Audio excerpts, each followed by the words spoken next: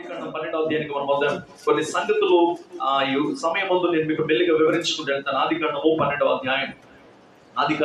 అధ్యాయం మొదటిలో దేవుడు అతన్ని పిలిచాడు. ఆదికాండం 12వ అధ్యాయం ప్రారంభంలో దేవుడు పిలిచి మాట్లాడుతున్నాడు, అబ్రహామా, నేను నీకు చూపించే దేశానికి నువ్వు వెళ్ళాలా, నేను నీకు చూపించే ప్రాంతంలో నువ్వు వెళ్ళి అక్కడ నువ్వు నివసించగలిగితే నువ్వు ఆశీర్వదించిన వారిని నేను దీవిస్తాను, నిన్ను శపించిన వారిని నేను శపిస్తాను, నువ్వు అడుగుపెట్టు ప్రతి స్థలాన్ని కూడా నేను దీవిస్తాను అన్నట్లుగా దేవుడు అనేకమైన వాగ్దానాలు అబ్రహాముకు చేసి కానాన్లో ఉండమని చెప్పాడు.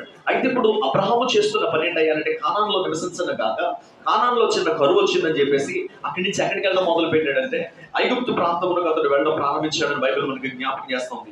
చదువుతున్నటువంటి 10వ వచనాన్ని జ్ఞాపకం చేసుకుంటే 10వ వచనంలో ఇలా మాట్లాడుతూ ఉంటాడు, అప్పుడు ఆ దేశంలో కరువు వచ్చెను, ఆ దేశంలో కరువు భారముగా ఉన్నందున అబ్రహాము ఐగుప్తు దేశంలో నివసించడానికి అక్కడికి వెళ్ళను అనే మాట కనబడుతుంది. మీరు శ్రద్ధగా వినగలిగితే ఈ ఒక్క వచనాన్ని కూడా మీకు వివరించడానికి చాలా టైం పడుతుంది. నాకు మీకు మెల్లిగా నేను అర్థమయ్యేటట్లుగా జ్ఞాపకం చేసుకుని వెళ్తాను. దేవుడు ఆ దేశంలో కరువు వచ్చినప్పుడు అబ్రహామును అక్కడ నివసించమని చెప్తే అబ్రహాముకి ఆ ప్రాంతంలో నివసిస్తా ఉన్నాడంట. ఆ దేశంలో కరువు వచ్చినప్పుడు అనే మాట అక్కడ కనబడుతుంది. ఏ దేశంలో వచ్చింది ఇంతకీ కరువు?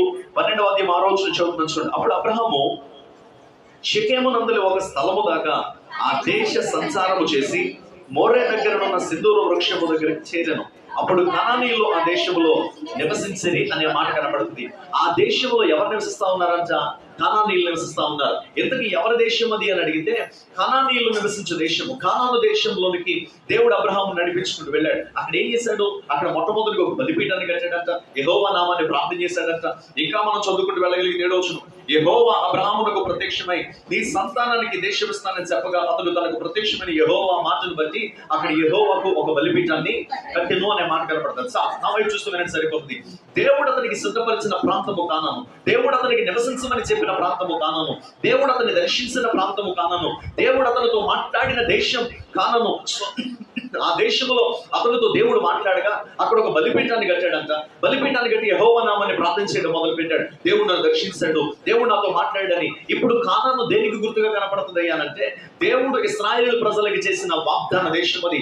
అక్కడ వాళ్ళు కట్టని ఇండ్లు ఉంటాయని, అందులో వాళ్ళు నివసిస్తారని, అక్కడ వాళ్ళు నాటని చెట్లు ఉంటాయని, వాటి ఫలములను వాళ్ళు అనుభవిస్తారని దేవుడు ఇశ్రాయేలుతో వాగ్దానం చేస్తూ వచ్చాడు. కానీ ఐగుప్తు ప్రాంతం అలాంటిది కాదు. ఐగుప్తులో 400 ఏళ్ల పాటు ఇశ్రాయేలు బానిసత్వాన్ని చూశారు, వేదనను పొందుకున్నారు, బాధలు పడ్డారు. వాళ్ళు పెట్టిన బాధలు బట్టి, వాళ్ళు కలిగిన బాధలు బట్టి, వాళ్ళ వేదనలు బట్టి, వాళ్ళ నిట్టూర్పులను బట్టి వాళ్ళు మొరలిడినప్పుడు దేవుడు వాళ్ళందరినీ కూడా కనికరించాడనే మాట కనబడుతుంది. ఇప్పుడు ఐగుప్తులకు అతడు వెళ్ళిపోతా ఉన్నాడు. కానాన్లో నివసించాల్సిన వాడు కాస్త, కానాన్లో ఉండవలసిన వాడు కాస్త ఐగుప్తు ప్రాంతానికి అతడు వెళ్ళడానికి ఇష్టపడ్డాడు. ఇంకా మరి చుట్టుపక్కల ఇంకేం ప్రాంతాలు లేవనా, మరి ఇంకా చుట్టుపక్కల ఏ పరిస్థితులు లేవనో కాదు. కానీ ఇప్పుడు దేవుడు అనుమతించినప్పుడు, దేవుడే తన ప్రజల జీవితాల్లో కరువును అనుమతించినప్పుడు అబ్రహాము అక్కడ నివసించకుండా ఇప్పుడు ఎక్కడికి వెళ్ళడం మొదలు పెట్టాడంటే ఐగుప్తులోకి వెళ్ళడం మొదలు పెట్టాడని బైబిల్ మనకి జ్ఞాపకం చేస్తా ఉంది. ఒక మాట గమనించండి, బైబిల్ ప్రాంతాల్లో, బైబిల్ దినాలలో కరువు అనేది క్వైట్ కామన్ గా వచ్చే పరిస్థితి. ఎందుకంటే కొన్ని సార్లు శిక్షగా వచ్చేది, కొన్ని సార్లు దేవుడు పరీక్షించడానికి కొన్ని పరిస్థితుల్లో అనుమతించాడు. మీరు జాగ్రత్తగా గమనించిన అబ్రహాము దినాల్లో వచ్చిన కరువు గాని, ఇస్సాకు దినాల్లో వచ్చిన కరువు గాని, యోసేపు దినాల్లో వచ్చిన కరువు గాని, వాళ్ళ ఫ్యామిలీ సైకిల్ అంతా చూడగలిగితే ప్రతి ఒక్కరి దినంలో ఆయా పరిస్థితుల్లో కరువు రావడం మనం చూడొచ్చు. ఇంకా చూస్తూ వెళ్ళగలిగితే కరువు వచ్చిందని చెప్పేసి, ఇబ్బంది కలిగిందని చెప్పేసి, శ్రమ కలిగిందని చెప్పేసి ఆ ప్రాంతాన్ని విడిచిపెట్టి తన ఇష్టానుసారమైన మార్గంలోకి వెళ్ళిపోయాడు. కొన్ని అక్కడనే ఏమైనా ఆశీర్వదించబడ్డా, కొన్ని అక్కడనే ఏమైనా దీవించబడ్డాడంటే అక్కడ కలిసి వచ్చింది ఏది కూడా లేదు, అక్కడ ఆశీర్వదించబడింది ఏది కూడా లేదు. అయితే అక్కడ ఉన్న విషయాలన్నీ కూడా మీకు మెల్లిగా నేను వివరించుకుంటూ వెళ్తాను. దేవుడు అనుమతించినప్పుడు ఖచ్చితంగా దేవుడు నివసించమన్న ప్రాంతంలో మనం ఉండగలిగితే ఖచ్చితంగా ఆయన ఎలాగైనా సరే పోషించుకోగలుగుతాడు, ఆయన ఎలాగైనా సరే నడిపించుకోగలుగుతాడు. దేవుడు అబ్రహాముకు అన్ని వనరులు కూడా సమకూర్చిన తర్వాత, తన సామర్థ్యంతో కూడా తెలియజేసిన తర్వాత, ఇప్పుడు అతడు విశ్వాసంలోనికి అడుగు పెడుతున్నప్పుడు వస్తున్న మొట్టమొదటి పరీక్ష ఇది దేవుని శిక్షగా రాలేదు, దేవుని పరీక్షగా అబ్రహాము జీవితంలో అనుమతించబడింది.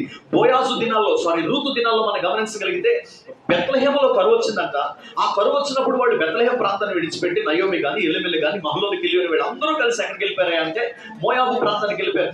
అక్కడ కరువు వచ్చిన పరిస్థితులు వేరు, అక్కడ కరువు అనుమతించబడిన పరిస్థితులు వేరు. న్యాయాధిపతుల దినాల్లో ప్రజలందరూ కూడా వాళ్ళు ఇష్టానుసారంగా జీవించడం మొదలు పెట్టారని దేవుడు సరిచేయడానికి అనుమతిస్తే, ఇక్కడ అబ్రహాము జీవితం పరిస్థితి గమనించగలిగితే అబ్రహామును సరిచేయడానికి కాదు, అబ్రహామును పరీక్షించడానికి దేవుడు కరువును అనుమతించాడనే మాట బైబిల్లో కనపడుతుంది. దేవుడికి స్తోత్రం చేద్దాం ఒకసారి. సో మన జీవితాలలో దేవుడు విశ్వాసములోనికి నడిపిస్తా ఉన్నప్పుడు, విశ్వాసపు జీవితంలోనికి మనం అడుగుపెట్టినప్పుడు, మన విశ్వాస జీవితాన్ని ప్రారంభించినప్పుడు మన జీవితంలో కొన్నిసార్లు శ్రమలు అనుమతిస్తాడు ఆయన, కొన్ని పరీక్షలను అనుమతిస్తాడు ఆయన. పరీక్ష అనేది విశ్వాసపు పాఠశాలలో అడుగుపెట్టినప్పుడు, నేను ఈ విశ్వాసపు జీవితాన్ని అంతా కూడా ఒక పాఠశాలగా మీకు చూపించగలిగితే, అతడు ఫస్ట్ గా చేరాడు ఆ పాఠశాలలో, దేవుడు మాట్లాడాడు, ఆ మాటలు పట్టుకుని బయటకు వచ్చాడు, ఆ మాటల ప్రకారం ముందుకు వెళ్తా ఉన్నాడు. ఆ పాఠశాలలో చేరిన కొన్ని దినాలకే దేవుడు ఏమనుమతించాడు, ఒక పరీక్ష అనేది నన్ను అనుమతించాడు. ఈ కానాను అనేది చాలా ప్రత్యేకించబడిన ప్రాంతం. అబ్రహాము కొరకు దేవుడు సిద్ధపరిచాడు. ఎప్పుడైతే అక్కడి నుంచి అబ్రహాం బయటకు వచ్చాడో, నేను ఒక మాట జ్ఞాపకం చేస్తాను, ఐగుప్తు మార్గంలోనికి ఎప్పుడైతే వెళ్ళాడో భయంకరమైన పరిస్థితుల్లో కూడా అతడు వెళ్ళడం మాత్రమే కాదు, అతని స్వభావం అంతా కూడా ఎలా మారిపోయిందో మీకు నేను జ్ఞాపకం చేసుకుని వెళ్ళాలి. బయటకు వచ్చేస్తే అంత ప్రమాదం ఏంటండి అని అడిగితే, కానానులో దేవుని వాక్ ఉంది, కానానులో దేవుని ప్రత్యక్షత ఉంది, కానానులో బలిపీఠం ఉంది, కానానులో దేవుని మహిమ కనబడతా ఉంది, కానానులో దేవుడు అబ్రహాముతో మాట్లాడగలిగిన విధి విధానాలన్నీ కూడా కనబడతాయి. దేవుడు మాట్లాడు స్థలములో నుండి, దేవుడు దర్శించే స్థలములో నుండి, దేవుని బలిపీఠం ఉన్న స్థలములో నుండి, దేవునికి ప్రార్థన చేసే స్థలములో నుండి, ఇప్పుడు కరువు వచ్చిందని, కష్టం వచ్చిందని ఇప్పుడు లోకం వైపుకు పరిగెత్తడం మొదలు పెట్టాడు. ఐగుప్తు అనేది లోకానికి గుర్తుగా కనబడుతుంటే, వేదనకు గుర్తుగా కనబడుతుంటే, లోక సంబంధమైన స్వభావానికి అది గుర్తుగా కనబడుతుంటే, తనకు కలిగిన కరువును బట్టి, కష్టాన్ని బట్టి, బాధను బట్టి ఇప్పుడు దేవుని సన్నిధిలో నిలబడ్డం మానేసి ఇప్పుడు ఎక్కడికి పరిగెడుతున్నాడంట, ఐగుప్తులోనికి పరిగెట్టడం మొదలు పెట్టాడు. ఎక్కడి నుంచి బయటకు వచ్చేసాడో చెప్పనా, అలా బయటకు వచ్చేయడం వల్ల జరుగుతుందేంటో చెప్పనా, నీకు ఇంకా దీన్ని అర్థం అవడానికి ఒక మాట మీకు జ్ఞాపకం చేస్తాను. చూడండి ఒకసారి, ఆది కాండంలోనే 2వ అధ్యాయానికి రండి ఒకసారి. ఆది కాండము 2వ అధ్యాయం 15వ వచనాన్ని మనం చదువుకుంటూ వెళ్తాం. ఆది కాండము 2వ అధ్యాయం 15వ వచనం కూడా మనం చదువుదాం ఒకసారి. మరియు దేవుడైన యెహోవా, ఈ మాట జాగ్రత్తగా చదువుతాం, నరుణ్ణి తీసుకుని ఏదైనా తోటను సేద్యపరచడానికి, దాన్ని కాయడానికి అందులో ఉంచాడు. ఎవరిని ఉంచాడంట? ఆదామును. దేవాతి దేవుడు ఆదామును తీసుకుని, ఆ మాట చాలా స్పష్టంగా గమనించాలి. అక్కడ కొన్ని మాటలు మీకు కనబడతాయి. దేవుడని యెహోవా నరుణ్ణి తీసుకుని వచ్చి ఏదేను తోటలో దేవాతి దేవుడు పెట్టాడు. ఏదేను దేవుడు నరుని కొరకు తయారు చేసి, ఏదేను తోటలో అతనికి అవసరమైనవన్నీ కూడా అనుగ్రహించి, ఏదేనులో అతనికి ఏం కావాలో ఏం చేయాలో అన్ని కూడా ఏదేను తోటలో పెట్టి, అప్పుడు నరుణ్ణి తీసుకుని లెక్క పెట్టాడంట. ఏదేను తోటలో దేవుడు పెట్టాడంట. ఆదామును దేవుడు ఏదేనులో తయారు చేశాడని లేదు, ఎక్కడ చేశాడో తెలియదు, కానీ ఆయన భూమి మీద చేసుకుంటూ వచ్చాడు. తన స్వరూపం అందు చేశాడు, తన పోలికగా చేశాడు. ఆది కాండం 1వ అధ్యాయం 27, 26 నుంచి మీరు చదువుకుంటూ వెళ్ళగలిగితే మాటలు ఇక్కడ కనబడితే, తన స్వరూపం అందు తన పోలిక చెప్పున దేవుని పోలికగా ఆదామును చేసి, దేవుని స్వారూప్యంలో ఆదామును చేసి, ఇప్పుడు ఆ ఆదామును తీసుకెళ్లి ఎక్కడ పెట్టాడే అంటే ఏదేనులో పెట్టడం మొదలు పెట్టాడు. ఏదేనులో అన్ని కూడా దేవుడు ఆదాముకు అవసరమైనవన్నీ కూడా సమకూర్చాడు. అతనికి కావాల్సిన ఆహారం ఏదేనులో కనబడుతూ ఉంటుంది, అతనికి అవసరమైన సౌఖ్యమకరమైన స్థితి ఏదేనులో కనబడుతూ ఉంటుంది. దేవుడే ప్రతి దినము వచ్చి మాట్లాడగలిగిన అనుభవం ఏదేనులో కనబడుతూ ఉంది. ఇప్పుడు ఏదేను అనేది ఎందుకు దేవుడు తయారు చేశాడంటే, ఆదాముతో ప్రతి దినము కూడా గడపడానికి ఏదేను దేవుడు ముందు ఆదాము కొరకు సిద్ధపరిచి, ఇప్పుడు ఆదాము తీసుకెళ్లి తన పోలికలో పుట్టిన వాడిని, తన స్వరూపంలో పుట్టిన వాడిని, తన ఆలోచన ప్రకారం పుట్టిన వాడిని తన సొంతగా చేసుకున్న ఆదామును పట్టుకెళ్ళి ఎక్కడ ఉంచాలనుకున్నాడంటే ఇప్పుడు ఏదేనులో ఉంచాలనుకున్నాడు. ఇప్పుడు దేవుడే, ఇప్పుడు ఆదాముకు వచ్చిన ఆలోచన కాదు, ప్రభా నన్ను ఏదేనికి తీసుకెళ్ళవా అని ఆదాము అడగలే. దేవుడే తన ఆలోచన ప్రకారం తీసుకెళ్ళి ఎక్కడ పెట్టాడు? ఏదేనులో పెట్టాడు. ఏదేనులో పెట్టక మునుపు అన్ని కూడా దేవుడే సమకూర్చుకున్నాడు. తన పోలికలో ఉన్నవాడు ఎక్కడుండాలని దేవుని కోరిక తెలుసా? తన స్వరూపంలో ఉన్నవాడు ఎక్కడుండాలని దేవుని కోరిక తెలుసా? తన పోలికలో ఉన్నవాడు, తన స్వరూపంలో ఉన్నవాడు ఏదేనులో ఉండాలనేది దేవుని ఆలోచన. ఏదేను అన్న మాటకు అర్థం తెలుసా? నేను కొన్ని ట్రాన్స్లేషన్స్ అన్ని కూడా ఈ వచనం కొరకు ముందు పెట్టుకుని చూసినప్పుడు, ఒక చోట ఏదేనన్న మాటకి ఏ బ్లిస్ఫుల్ ప్లేస్ అని రాసుకుంటూ వచ్చాడు, ఇంకొక చోట ప్యారడైజ్ అని రాసుకుంటూ వచ్చాడు, ఒక చోట సౌఖ్యకరమైన డ్వెల్లింగ్ ప్లేస్ అని రాసుకుంటూ వచ్చాడు, ఇంకొక చోట ఏం రాసుకుంటూ వచ్చాడు తెలుసా? ఇట్స్ ఎ గ్లోరియస్ ప్లేస్ అని రాసుకుంటూ వచ్చాడు, ఇంకొక చోట ప్రెజెన్స్ అని రాసుకుంటూ వచ్చాడు. వీటన్నిటిని కలిపి ఒక్క మాటలో చెప్పాలంటే ఏదేను అన్న మాటకు అర్థం తెలుసా? దేవుని సన్నిధుడు స్థలము, దేవుని మహిమ నిలబడు స్థలం. అని మహిమ అని అర్థం ఒక మాటలో చెప్పాలంటే ప్రెసెన్స్, ఆయన సన్నిధి నిలబడు స్థలం ఒక మాటలో మీకు జ్ఞాపకం చేయాలంటే. అంటే ఇప్పుడు దేవునికి ఆలోచన తెలుసా? దేవుడు తన స్వరూపమందు నివసించు ప్రతి ఒక్కడు కూడా తన మహిమలో ఉండాలని ఆశపడుతూ ఉన్నాడు. దేవుడికి స్తోత్రం. ఒకసారి తన పోలికలో ఉన్న ప్రతి ఒక్కడు, తన స్వరూపంలో ఉన్న ప్రతి ఒక్కడు మహిమలో నివసించాలనేది దేవుని ఆలోచన. అలా మహిమలో ఉండాలని తన పోలికగా చేసుకున్నాడు. తాను నివసించు ప్రాంతములకు తీసుకెళ్లాలనుకున్నాడు. మహిమ అనేది మనుషులు నివసించు ప్రాంతం కాదు, దేవుడు నివసించు ప్రాంతం అది. ఎందుకంటే బైబిల్ ఇలా జ్ఞాపకం చేస్తా ఉంది, తాను మాత్రమే నివసించు అమరత్వంలో దేవుడు నివసిస్తా ఉన్నాడు. ఎవరు సమీపింపరాని తేజస్సులో దేవాతి దేవుడు అంతా ఉన్నాడు. మహిమలో ఆయన నివసిస్తా ఉన్నాడు అనే మాటలు బైబిల్లో ఉన్నాయి. ఇప్పుడు దేవుడు నివసించు ప్రాంతం ఏదైనా ఉందంటే ఆయన మహిమలో ఉండేవాడు. తన స్వరూపంలో తన పోలికలో ఉన్న ప్రతి ఒక్కడు కూడా అదే మహిమలో ఉండాలని దేవుడు వాడి కొరకు అన్ని ఏర్పాటు చేసి ఆ మహిమలోనికి ఆదాము తీసుకుని వచ్చాడంట. దేవుడికి స్తోత్రం. ఒకసారి ఎక్కడో చేసుకున్నాడు, ఎక్కడో బయట తయారు చేశాడు, తన ఉనికినిచ్చాడు, తన స్వరూపాన్ని ఇచ్చాడు, తన పోలికనిచ్చాడు, తన ఊపిరిచ్చాడు. ఇవన్నీ ఇచ్చి ఎక్కడ పెట్టాలనుకున్నాడు? మహిమలో పెట్టాలనుకున్నాడు.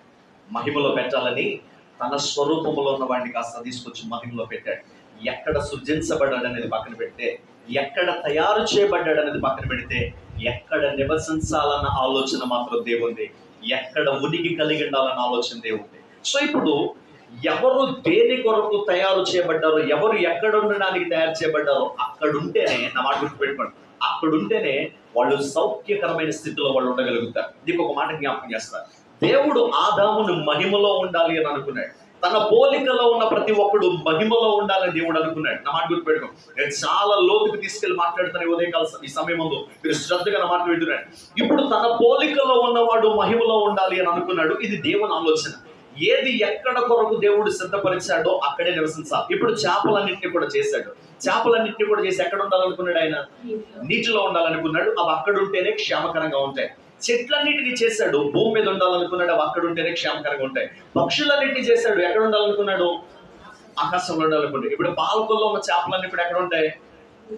నీటిలోనే ఉంటాయి. కానీ మన నడుపుళ్ళు అలా ఉండవు. తెలుసా మీకు? నడుపుళ్ళలో చేపలు నీటిలో ఉండవు, అవి రోడ్ల మీద తిరుగుతూ ఉంటాయి. తెలుసా? కొన్ని చోట్ల చేపలు రోడ్ల మీద తిరుగుతాయి. తెలుసా? నా మాట మీకు అర్థమైందా? కొన్ని చోట్ల చేపలు రోడ్ల మీద తిరుగుతాయి, కార్లు వేసుకుని. నమ్ముతారా మీరు మాట నేను చెప్తే? మాట్లాడారా? తిరిగి మాట్లాడతారు. నమ్ముతాడు ఎవడన్నా? చేపలు రోడ్డు మీద తిరుగుతున్నాడు, నమ్ముతాడా? ఇప్పుడు ఎవడో అమెరికా నుంచి వచ్చాడు ఇక్కడికి. అమెరికా నుంచి వచ్చి మా ఊర్లో చేపలన్నీ కూడా రోడ్ల మీద ఉంటాయి అంటే నమ్ముతారు మీరు? ఎందుకు నమ్మరు? ఎందుకు నమ్మరు? మీరు చూడలేదు. ఎవడో వెళ్ళొచ్చాడు అమెరికా? వెళ్ళలేదు. అది అక్కడి నుంచి వచ్చాడు. నేను అమెరికా నుంచి వచ్చాను, మా ఊర్లో రోడ్ల మీద తిరుగుతాను, నమ్ముతావా? నమ్మరు. ఎందుకు? నువ్వు చూసినా చూడకపోయినా దాని స్వభావం ఏంటి? ఎక్కడ ఉంటది? అది దేవుడు దాని కొరకు ఏర్పాటు చేసిన నియమం అంతే, దాని ప్రిన్సిపల్ అంతే. ఇప్పుడు నీటిలో ఉండాల్సింది నీటితో సహవాసం కలిగి ఉంటే, నీటితో ఉండాల్సింది నీటిలో ఉంటేనే బ్రతుకుతుంది. గాల్లో ఉండాల్సింది గాల్లోనే ఉండాల. ఇప్పుడు చేపలు పక్షులు మాట్లాడుకుని మేము రేపు పొద్దున్నంతా కూడా మేము నీటిలో తిరుగుతుంటాం, మీరు పైన తిరగండి అలాంటి పరిస్థితి ఏంటి? బ్రతుకుతాయా? బ్రతికే పరిస్థితి ఉండదు. చేపలో నీటిలో ఉండాలని దేవుడు కోరుకున్నాడు. నీటితో కలిసి ఉంటేనే అవి బ్రతుకుతాయి. చెట్లు భూమి మీద ఉండాలనుకున్నాడు, భూమితో కలిసి ఉంటేనే అవి బ్రతుకుతాయి. పక్షులు ఆకాశంలో ఉండాలనుకున్నాడు, వాటి విహారము కోసం దేవుడు ఆ స్థలాన్ని సిద్ధపరిచాడు. ఇప్పుడు అలాగని దేవుడు ఎక్కడ దేన్ని సృజించాడో, ఏ ఉనికిని కలిగి ఉండమని దేవుడు సృజించాడు, అందులోంచి బయటకు వచ్చేస్తే అవేమాత్రం ఒకటి బ్రతకలేవు. నా మాట గుర్తుపెట్టుకోండి. చేపలు భూమి మీదకి వస్తే బ్రతుకుతాయా? చెట్లు నీటిలోకి వెళ్తే బ్రతుకుతాయా? బ్రతుకో. ఏది దేనితో కనెక్ట్ అయి ఉండాలని దేవుడు కోరుకుని నియమించాడో, ప్రిన్సిపల్ పెట్టాడో, అలా కనెక్ట్ అయి ఉంటేనే అవి బ్రతుకుతాయి. ఈ మాటకి ఎందుకన్నా తెలుసా? చేపలను నీటిలో చేశాడు, అవి నీటితోటే ఉండాలి. చెట్లను భూమి మీద ఉండేటట్లుగా చేశాడు, అవి భూమితోటే ఉండాలి. వాటికి తగిన సహవాసం ఉంటేనే బ్రతుకుతాయి. దేవుడు మానవులను అలాగే చేసుకుంటూ వచ్చాడు. మనం ఆయనతో ఉండాలని, ఆయన మహిమలో ఉండాలని సృజించాడు. అలా ఉండగలిగితేనే దేవుని పోలికగా మనం బ్రతకగలుగుతాం. దేవునికి స్తోత్రం. ఒకవేళ అలా లేకపోతే, సైన్స్ చదువుకునేటప్పుడు సైన్స్ ఈ మాట చెప్తారు, any species that comes out of its habitat will die అనే మాట చెప్తూ ఉంటారు. ఏ స్పీసీస్ అయినా సరే, ఏదైనా సరే, any species that comes out of its habitat will die అనే మాట చెప్తారు. హ్యాబిటెట్ అని అంటే నివాస స్థలము అని అర్థం. ఏదైనా సరే, ఏ స్పీసీస్ అయినా సరే తన నివాస స్థలమును దాటొస్తుంది, ఏమైపోద్ది? చచ్చిపో. ఇప్పుడు మహిమలో ఉండాలని దేవుడు కోరుకుని, మహిమలో దేవుడు ఏముంచాడు తెలుసా? ఆయన మహిమలో ఉన్నప్పుడు ఆహారం కోసం కష్టపడాల్సిన అవసరం ఏమాత్రం ఆదాముకి లేదు. తనకు అవసరమైన సహకారాన్ని కూడా దేవుడు ఎవరు సమకూర్చారు? దేవుడే సమకూర్చాడు. ఆదాముకు అవసరమని అతనికి అవసరమైన సహాయాన్ని దేవుడే సమకూర్చాడు. ఇంకో మాట జ్ఞాపకం చేస్తాను వినండి. ఇప్పుడు జంతువులన్నీ కూడా ఆదాము దగ్గరికి రప్పించాడంటే ఏ పేరు పెడితే ఆ పేరుకి కలిగింది. జంతువులన్నిటి మీద, సృష్టి అంతటి మీద ఆధిక్యత అంతా కూడా ఎవరికి ఇచ్చాడు? ఇప్పుడు మహిమలో ఏదేనన్న మాటను మహిమ అన్న మాటని వాడుతున్నా. ఏదేనలో ఉన్నప్పుడు మహిమలో ఆదాముకు అధికారం ఉంది, మహిమలో దేవుని ప్రత్యక్షత ఉంది, మహిమలో దేవుడు నివసించి మాట్లాడగలిగిన అనుభవం ఉంది, మహిమలో సహకారం కనపడుతోంది, మహిమలో ప్రయాసపడవలసిన అవసరం ఏమాత్రం కూడా లేదు. ఇవన్నీ కూడా సమస్త అధికారాలన్నీ కూడా ఆదాము కొరకు ముందే సిద్ధపరిచి తన పోలికలో చేసుకుని తీసుకెళ్లి ఆదామును బట్టి లేదేలో దేవుడు పెట్టాడు. దేవుడికి స్తోత్రం. ఒకసారి చెప్పాలి హల్లెలూయా. ఎగ్జాక్ట్ గా అదే పరిస్థితుల్లో ఆదాము కొరకు కానానును సిద్ధపరిచి ఆదాము కొరకు అన్నిటిని ఏర్పాటు చేసి కానానులో ఆదామును తీసుకెళ్లి పెట్టాడంట. ఒక బలిపీఠాన్ని కట్టించాడంట. ఇక్కడ బలిపీఠం కట్టినప్పుడు దేవుడు వచ్చి ప్రత్యక్షత ఇచ్చి మాట్లాడినట్టుగా అక్కడ ప్రతి దినము ఏదేను తోటలో ఆదాము వాళ్ళతో దేవుడు మాట్లాడుతూ వచ్చేవాడు. నేను రెండు కూడా ప్యారలల్ గా నడిపించడానికి నేను ట్రై చేస్తా ఉంటాను. జాగ్రత్తగా మాట గమనించండి. ఇప్పుడు ఏదేనులో ఉండవలసిన వాడు ఏదేనులో దేవుడితో సహవాసం కలిగి ఉంటే బాగుండేది. ఇక్కడ కానానులో ఉండవలసిన వాడు కానానుతో దేవుడితో సహవాసం కలిగి ఉంటే బాగుండేది. ఇక్కడ కరువు వచ్చింది, ఇక్కడ కోరిక కలిగింది. ఈ రెండింటిని బట్టి కూడా వీళ్ళిద్దరూ ఎక్కడికి నెట్టివేయబడ్డారయ్యారంటే ఒక చోట ఎప్పుడైతే సాతానుడు మాట విన్నారో, ఎప్పుడైతే సాతానుడు మాట విని వాళ్ళు సాతానుడు తనడవడం మొదలు పెట్టారో వాళ్ళ ఇరువురిని కూడా దేవుడు ఎక్కడికి చేశాడంట? ఏ దీనిలోంచి బయటకు వచ్చేసారు వాళ్ళిద్దరు కూడా. సాతానుడు మాట విన్న మరుక్షణం వాళ్ళు నివసించవలసిన చోట నివసించకుండా వాళ్ళు దేవుని ఆజ్ఞను మీరిన మరుక్షణం జరిగిందని తెలుసా? వాళ్ళు ఏ దేనిలోంచి బయటకు వచ్చారు. ఏదేనన్న మాట ఎందుకంటే నేను ఏదేనంటే అర్థమేంటి? మహిమలో నుంచి బయటకు వచ్చేసారు వాళ్ళు. తన ఆధిపత్యంలోంచి బయటకు వచ్చేసారు వాళ్ళు. దేవుని స్వరూపంలో నుంచి బయటకు వచ్చేసారు వాళ్ళు. దేవుని స్వారూప్యాన్ని వాళ్ళు కోల్పోయారు. దేవుడు తన స్వరూపంలో చేశాడు, తన పోలిక చెప్పున చేశాడు. వన్స్ వాళ్ళ పండు తిని పాపం చేసిన తర్వాత దేవుని స్వరూపాన్ని కోల్పోయారు, దేవుని ఆలోచన వాళ్ళు కోల్పోయారు. మీరు అంత ఖచ్చితంగా ఎలా చెప్పగలరంటే దేవుని స్వరూపం పోయింది, మానవ రూపం వాళ్ళకి వచ్చింది. దేవుని మహిమ పోయింది, మానవ ఆలోచన వాళ్ళకి వచ్చింది. దిగంబర్లు మన గుర్తెరిగారంతా ఏవేవో చేయడం మొదలు పెట్టారు. మహిమలో ఉన్ననాడు ఏనాడు ధైర్యపడలేదు ఆదాము. మహిమను కోల్పోయిన మరుక్షణం భయపడి చెట్ల వెనకాల దాపడం మొదలు పెట్టాడు. మహిమలో ఉన్నప్పుడు టెన్షన్ పడలే. ఇప్పుడు తన తర్వాత పుట్టుకొచ్చే జనరేషన్స్ అన్నిటిని కూడా వీళ్ళకలాగే తయారు చేసుకురావడం మొదలు పెట్టారు. దేవుడు ఆదాముకు తన పోలికిస్తే ఆదాము తన పిల్లలకి దేవుని పోలిక ఇవ్వలే, తన పోలికి ఇచ్చాడు. ముందు బైబిల్లో చూడండి ఒకసారి 5వ అధ్యాయం చదవండి. 5వ అధ్యాయం 1వ వచనం చదువుతున్నాను. 5వ అధ్యాయం 1వ వచనం చదవండి. ఆదాము వంశావళి గ్రంథం ఇదే. ఈ మాట జాగ్రత్తగా చూడండి. దేవుడు ఆదామును సృజించిన దినమున దేవుని పోలికలో చేశాడు. కానీ జరిగిందంటే తెలుసా? వాళ్ళు దేవుని పోలికను కోల్పోయారు, దేవుని స్వరూపాన్ని కోల్పోయారు, దేవుని మహిమను కోల్పోయారు. 3వ వచనం చదువుతున్నాను. ఆదాము 135 సంవత్సరాలు బ్రతికి ఎవరి పోలికిది? ఆ మాట చూడు. దేవుని పోలిక ఏమైపోయింది? తన పోలిక చొప్పున తర్వాత తన స్వరూపమందు ఒక కుమారుని కానీ. దేవుని పోలిక పోయింది, దేవుని స్వరూపం పోయింది. నేను అందుకే అంటున్నాను, వీళ్ళు ఎక్కడి నుంచి బయటకు వచ్చేసారయ్యా అంటే మహిమలో నుంచి బయటకు వచ్చేసారు. దేవుడు వాళ్ళ కొరకు ఏర్పాటు చేసిన మహిమలో నుంచి బయటకు వచ్చేసారు. మహిమలో నుంచి బయటకు వచ్చిన మరుక్షణం దేవుని రూపం పోయింది, మానవ రూపం అవతరించింది. దేవుని స్వారూప్యం పోయింది, దేవుని పోలిక పోయింది. ఇప్పుడు నేను ఈ మాట ఎందుకు జ్ఞాపకం చేస్తాను తెలుసా? అక్కడ ఏదేను మహిమకరమైన స్థలముగా నేను చూపిస్తాయి. మరలా అదే మహిమ, ఏ మహిమనైతే ఏ దేనిలో దేవుడు కనుపరిచాడో అదే మహిమను మరలా ప్రత్యక్ష గుడారము ద్వారా ఇశ్రాయేలుకు దేవుడు కనపరచడానికి ఇష్టపడ్డాడు. దేవుడికి స్తోత్రం. ఒకసారి అదే మహిమను మరలా నూతన నిబంధనకు వచ్చేసరికి తన సంఘము ద్వారా లోకాన్ని కనపరచడానికి ఇష్టపడ్డాడు ఆయన. హల్లెలూయా. ఇక్కడ ఏదేనులో ఉంచిన మహిమ సంఘములో దేవుడు ఉంచడానికి ఇష్టపడ్డాడు. ఏదేనులో ఉంచిన ప్రభావము మరలా తన సంఘములో ఉంచడానికి ఇష్టపడ్డాడు. ఏదేనులో ఆదియందు దేవుడే తన కార్యాన్ని జరిగించుకుంటూ వచ్చాడు. నూతన నిబంధనకు వచ్చేసరికి ఒక నూతన ప్రారంభముగా పరిశుద్ధాత్మ దేవుడు సంఘాన్ని ప్రారంభించుకుని ఆయన నడిపించుకుంటూ వచ్చాడు. సో ఇప్పుడు నా మాటలను ఇప్పుడు గుర్తుపెట్టుకోండి. మహిమలో ఉన్నంత వరకు ఆదాము వాళ్ళకున్న ఆధిక్యతలు వేరు. ఆ రోజున ఏనాడు కూడా వాళ్ళు పొట్ట కోసం ప్రయాసపడిన పరిస్థితి కనిపించదు, ఏనాడు కూడా ఆహారం కోసం కష్టపడిన పరిస్థితి కనిపిస్తుంది. ఒక దైవజనుడు అంటాడు, దగ్గర ఆదామును దేవుడు తయారు చేసిన నాటి నుండి అంట సాతానుడు వచ్చి వాళ్ళని శోధించేంత వరకు కొన్ని సంవత్సరాలు గడిచిపోయినాడు. 1 కాదు 2 కాదు. ఒక ఆయన ఇలా అంటాడు 100 సంవత్సరాలు గడిచిపోయి వచ్చాను, ఒక ఆయన అంటాడు కొన్ని 10 పదుల సంఖ్యలో సంవత్సరాలు గడిచిపోయి అని చెప్పి ఒక ఆయన అంటాడు. సరే, ఎన్ని సంవత్సరాలు గడిచినప్పటికీ కూడా, కొన్ని సంవత్సరాల సహవాసం వాళ్ళకి ఉన్నప్పటికీ కూడా, వాళ్ళు ఎప్పుడైనా సరే ఆ సహవాసంలో ఆహారం కోసం ఇబ్బంది పడ్డారన్న పరిస్థితి ఎక్కడ కూడా చూడలేము. కానీ మహిమలోంచి బయటకు వచ్చిన మరుక్షణం దేవుడు అన్న మాట తెలుసా, నువ్వు కష్టపడితే నేను కడుపు నిండుతుంది, ప్రయాసపడితే నేను కడుపు నిండుతుంది. లేకపోతే మహిమలో ఉన్నప్పుడు కష్టపడాలా, ఇబ్బంది ఏమీ లేదు, ఏ ఇబ్బంది కూడా లేదు. మహిమలో ఉన్నంత వరకు ఏనాడు కూడా భయపడ్డ పరిస్థితి లేదు. కానీ బయటకు వచ్చిన తర్వాత చెట్ల చాకులు దాక్కున్నంట, ఎవరు వచ్చారా, ఏం చేస్తారని భయపడుతున్నారు. మహిమలో ఉన్నంత వరకు అధికారము కలిగిన వాడిగా బ్రతికాడు. మహిమలోంచి బయటకు వచ్చాక సాతానుడికి బానిసైగా బ్రతకడం మొదలు పెట్టాడు. ఈ మాట నీకు ఎందుకు జ్ఞాపకం చేస్తాను సార్? వాళ్ళు దేవుని పోలికను కోల్పోయారు, దేవుని స్వారూప్యాన్ని కోల్పోయారు. ఈ మాట అర్థమైన పౌలు మాట్లాడుతాడు, ఇది ఎంత భయంకరమైన పరిస్థితితో చెప్తూ మాట్లాడుతారు. చూడండి ఒకసారి తెస్సలోనికీయులకు రాసిన పత్రిక వచ్చేసరికి ఈ విషయం అర్థం చేసుకున్న పౌలు అంటాడు. తెస్సలోనికీయులకు రాసిన రెండవ పత్రిక త్వరగా చూద్దాం. తెస్సలోనికీయులకు రాసిన రెండవ పత్రిక 2వ అధ్యాయం 14వ వచనం, మీరిలాగున రక్షించబడి మన ప్రభు అయిన యేసుక్రీస్తు యొక్క మహిమ పొందవలెనని మా సువార్త వలన మిమ్మల్ని ఏం చేశాడు, పిలిచాడు. తెస్సలోనికీయుల 2వ పత్రిక 2వ అధ్యాయం 14వ వచనం, మీరు రక్షించబడి, 2వ అధ్యాయం 2:14, మీరు రక్షించబడి ఏం చేయాలని, ప్రభు అయిన యేసుక్రీస్తు యొక్క దేన్ని పొందాలనంట, ఏ మహిమనైతే ఆదాము కోల్పోయారో, ఏ రూపాన్నైతే ఆదాము కోల్పోయారో అదే మహిమను పొందవలనని సువార్త వలన దేవుడు మనల్ని పిలుచుకున్నాడంట. దేవుడికి స్తోత్రం. ఒకసారి మన స్వరూపమందు మన పోలికను, దేవుని పోలికగా ఆదామును చేసుకున్నాడు. అది కోల్పోయామని తెలిసిన పౌలు మాట్లాడుతున్న ఎఫెసీయులకు రాసిన పత్రికలో అంటాడు, కాగా ప్రియులరా, మీరు ప్రియులైన పిల్లల వలె దేవుని పోలి నడుచుకున్నాడు అనే మాట జ్ఞాపకం చేస్తారు. దేవుడికి స్తోత్రం. ఒకసారి ఎందుకు ఆ మాటలు మరలా ప్రత్యేకంగా మాట్లాడాల్సి వస్తా ఉంది? ఆ పోలికను మరలా మనం సంతరించుకోవాలి. ఎప్పుడు సంతరించుకోగలుగుతాం?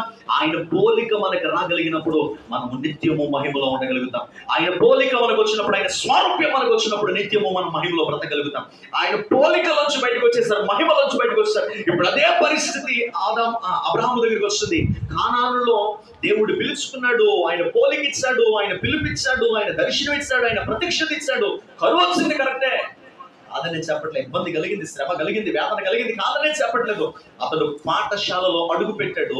పాఠశాలలో అడుగు పెట్టిన మరుక్షణం అతనికి వచ్చిన పరీక్షలో చేసిన పని ఏంటయ్యానంటే, దేవుని వైపు చూడడం మానేసి ఇప్పుడు ఐగుప్తు వైపు చూడడం మొదలు పెట్టాడు, పరుగులెత్తడం మొదలు పెట్టాడు. నేను ఒక మాట అంటాను, విశ్వాసపు పరీక్షలో నువ్వు చేరినప్పుడు, విశ్వాసపు పాఠశాలలో నువ్వు చేరినప్పుడు, నేను ఆ పాఠశాలను ఎందుకంటానంటే, నువ్వు విశ్వాసపు స్కూల్ ఆఫ్ ఫెయిత్ లో నువ్వు జాయిన్ అయినప్పుడు ఖచ్చితంగా సంవత్సరాలు గడుస్తున్న కొలది, సంవత్సరం మామూలు స్కూల్లో చూడండి, సంవత్సరం 3rd నుంచి 4th వెళ్ళాలన్న, 4th నుంచి 5th వెళ్ళాలన్న, 5th నుంచి 6th వెళ్ళాలన్న, ప్రతి సంవత్సరం వాళ్ళకి ఏం జరుగుతాయి చెప్పండిరా? పరీక్షలు జరుగుతాయి. పరీక్ష లేకపోతే స్టూడెంట్ అన్నవాడికి వాల్యూ ఉంటుందా? చెప్పు నాకు ఒకసారి. ఇప్పుడు నువ్వు 20 సంవత్సరాలు అయింది ఆత్మీయ పరీక్షలో, ఆత్మీయ పాఠశాలలో చేరి 20 సంవత్సరాలు అయిపోయింది, నాకు ఏ పరీక్ష లేదండి, నా విశ్వాసానికి ఏ పరీక్ష లేదండి, బాగానే సాగిపోతుందండి జీవితం, ఆదివారాలు వస్తానండి, కాసేపు కూర్చుంటానండి, 4 మాటలు వింటానండి, అంత బాగుందండి, మాస్టర్ బాగా చెప్తున్నారండి అని అంటే ఏ ఉపయోగము కూడా నీ వల్ల లేదంటాను నేను. అదేంటండి, నేను చర్చకి రావడం తప్ప నా వల్ల ఉపయోగం లేదంటారు ఏంటంటే, నీకు సింపుల్ అర్థం నేను చెప్తాను చూడు. పరీక్ష లేకపోతే పరిస్థితి ఎలా ఉంటుందో. ఇప్పుడు 10th క్లాస్ చదువుతున్న పిల్లలందరూ పరీక్షలు ఎత్తేసారు అనుకోండి, ఎంత హ్యాపీగా ఉంటారు వాళ్ళందరూ. 10th క్లాస్ వాళ్ళకి ఎగ్జామ్స్ అన్ని తీసేస్తారు, ఎంత హ్యాపీగా ఉంటారు చూడండి. ఇప్పుడు నమ్మేసుకుంటారు, ఎంత హ్యాపీగా ఉంటారు. ఇప్పుడు సరే, వాళ్ళందరూ ఎక్కడికి వెళ్ళిపోతారు? ఇప్పుడు చెప్పంటారా, ఇంటర్కి వెళ్ళిపోతారు. +1 +2 మన కరోనా బ్యాచ్ అంతా కదా, +1 +2 వెళ్ళిపోతారు. ఇప్పుడు ఇంటర్లో కూడా తీసేశారు ఎగ్జామ్స్, ఇంటర్లో కూడా తీసేశారు అనుకోండి. ఎక్కడికి వెళ్ళిపోతారు? డిగ్రీకి వెళ్ళేవాడు డిగ్రీకి వెళ్ళిపోతాడు, మెడిసిన్ చదవాలనుకున్నాడు మెడిసిన్ సైడ్ వెళ్ళిపోతాడు, ఇంజనీరింగ్ చేయాలనుకున్నాడు ఇంజనీరింగ్ సైడ్ వెళ్ళిపోతాడు, CA చేయాలనుకున్నాడు ఆ సైడ్ పోతాడు. ఎవడికి ఇష్టం వచ్చిన సైడ్ వాడు వెళ్ళిపోతాడు. సరే, నాలాంటి ఎవడో అదొక మెడిసిన్ చేయాలనుకున్నాడు, 10th వాడికి ఎగ్జామ్స్ లేవాగా, వయసు వచ్చింది, చదివాడు, సర్టిఫికేట్ ఇస్తారు, అయిపోయింది. ఇంటర్ కూడా ఎగ్జామ్స్ లో సర్టిఫికేట్ ఇస్తారు, అయిపోయింది. తర్వాత నేను MBBS చేయాలనుకుని MBBS లో జాయిన్ అయిపోయాడు. 4 సంవత్సరాలు కూడా చదివేశాడు. 4 సంవత్సరాలు కూడా అయిపోయింది, ఒక్క పరీక్ష కూడా లేదు, సర్టిఫికేట్ ఇస్తారు, MBBS అయిపోయింది. అయిపోయిన తర్వాత వాడు ఏదో స్పెషలైజేషన్ చేయాలనుకున్నాడు. స్పెషలైజేషన్ చేయాలనుకున్న ఆర్థోలోనో, న్యూరోలోనో, లేకపోతే ఆప్థమాలజీలోనో, సంథింగ్ ఎల్స్, ఆన్కాలజీలోనో ఎందులో చేసేసాడు స్పెషలైజేషన్ అంతా. 2 సంవత్సరాలు 3 సంవత్సరాలు స్పెషలైజేషన్ అంతా కూడా అయిపోయింది. ఒక 2 కోట్లు 3 కోట్లు పెట్టి పెద్ద హాస్పిటల్ పాలకులో గడిచాడు అనుకోండి. అదొకనమాట. 20 సంవత్సరాలు చదువుకున్నాడు, 25 సంవత్సరాలు చదువుకున్నాడు. ఈ 25 సంవత్సరాలకి వాడికి పెద్ద సర్టిఫికేట్ ఇచ్చారు, ఒక 2 కోట్లు పెట్టి హాస్పిటల్ కట్టేశాడు. నీకు కడుపులో నొప్పి వస్తుందని వాడి దగ్గరికి వెళ్తావు నువ్వు? చెప్పండి, ఏ డాక్టరే కదరా? కాదా? డాక్టర్ కదా, హాస్పిటల్ కట్టాడు లేదా? మరి ఎందుకు వెళ్ళరు? ఎందుకు వెళ్ళరా సార్? చదువుకున్నాడా లేదా? ఎన్ని సంవత్సరాలు చదివాడు? 20 సంవత్సరాల పైన చదివేశాడు, అన్ని చదివేశాడు. వెళ్ళరా? ఏ ఎందుకు వెళ్ళరా? సర్టిఫికెట్ ఉంది, హాస్పిటల్ ఉంది, చదువు ఉంది, అన్నీ ఉన్నాయి. మరి ఎందుకు వెళ్ళరు? ఎందుకు వెళ్ళరు? ఆడు చదివాడన్న పేరు ఉంది కానీ ఆడు ఇందులోనూ కూడా పాస్ అవ్వలే. పోనీ ఆ డాక్టర్ కదా ఇంజనీర్ అయిపోయాడు, ఇంటికి వచ్చి ప్లాన్ వేయించుకుంటావా? నాకు ఇల్లు కట్టాలని ప్లాన్ ఏంటంటావా? అన్నారు కదా. ఏ వాడు 25 సంవత్సరాలు 10th వరకు, కనీసం ఒక 14 సంవత్సరాలు అనుకుందా. 10th వరకు పోను 10 సంవత్సరాలు చదివాడు, ఇంటర్ 2 సంవత్సరాలు చదివాడు, తర్వాత MBBS 4 సంవత్సరాలు, అక్కడ 16 సంవత్సరాలు అయిపోయింది, స్పెషలైజేషన్ 4 సంవత్సరాలు చేసి 20 సంవత్సరాలు చదువుకున్నాడు అనుకుందా. 20 సంవత్సరాలు చదివాడు, తాళ్ళకి ఎదిగాడు, 3 కోట్లు పెట్టి బిల్డింగ్ కట్టాడు. ఇన్ని చేసినా నువ్వు ఎందుకెళ్ళో? వాడు బ్రతుకులో ఏ పరీక్ష ఎదుర్కోలేదు. వాడు ఎదిగాడే తప్ప, బిల్డింగ్ ఉందే తప్ప, పెద్ద సర్టిఫికెట్ ఉందే తప్ప, హాస్పిటల్ ఉందే తప్ప, వాడి దగ్గర చదువున్నా కూడా పరీక్షలో వాడు నిలబడలేదని ఒక్క కారణానికి వాడి దగ్గర నువ్వు వెళ్ళవు. విశ్వాసపు పాఠశాల కూడా అంతే. 20 సంవత్సరాల నుంచి మందిరానికి వస్తున్నా, బాగుందండి జీవితం, నాకు ఏ శ్రమ లేదండి, నాకు ఏ బాధ లేదండి, నేను హ్యాపీగా వెళ్ళిపోతున్నాను వస్తున్నానంటే, నేను మాట చెప్పనా, నువ్వు దేవుడితో ఒక సహవాసం చేస్తాను, సాతాను గడుతావు. ఆడితో ఉన్నప్పుడు ఏ బాధ ఉండదు. నేను చెప్పలే, ఆడే చెప్పాడు. ఏమని తెలుసా? నువ్వు నా కాళ్ళకు మొక్కేస్తే లోకం అంతా నేను నీకు ఇచ్చేస్తాను, నీకు ఏ ఇబ్బంది ఉండదు, మన ఇద్దరు కలిసి ఉండొచ్చు అంటాడు. దేవునితో ఉండేవాడికి శ్రమ ఉంటుంది, బాధ ఉంటుంది, కష్టం ఉంటుంది, నింద ఉంటుంది, అవమానం ఉంటుంది, ఇరుకులు ఉంటాయి, ఇబ్బందులు ఉంటాయి, ఇవన్నీ ఉంటాయి. ఈ పరీక్షలన్నింటిలో మెల్లిమెల్లిగా నువ్వు దాటుకుంటూ వెళ్ళగలిగినప్పుడు ఒకనొక రోజున ఒక కిరీటాన్ని పెట్టి దేవుడు నిన్ను హెచ్చరించగలుగుతాడు. ఒక ఉన్నతమైన స్థితి నుంచి దేవుడు నిన్ను కూడా హెచ్చించి బలపరచగలుగుతాడు. నాకు ఏ పరీక్ష వద్దండి, నేను 10 సంవత్సరాలన్నా 15 సంవత్సరాలన్నా హ్యాపీగా నా జీవితం వెళ్ళిపోవాలండి అని అంటే జీవితం వెళ్ళిపోతుంది.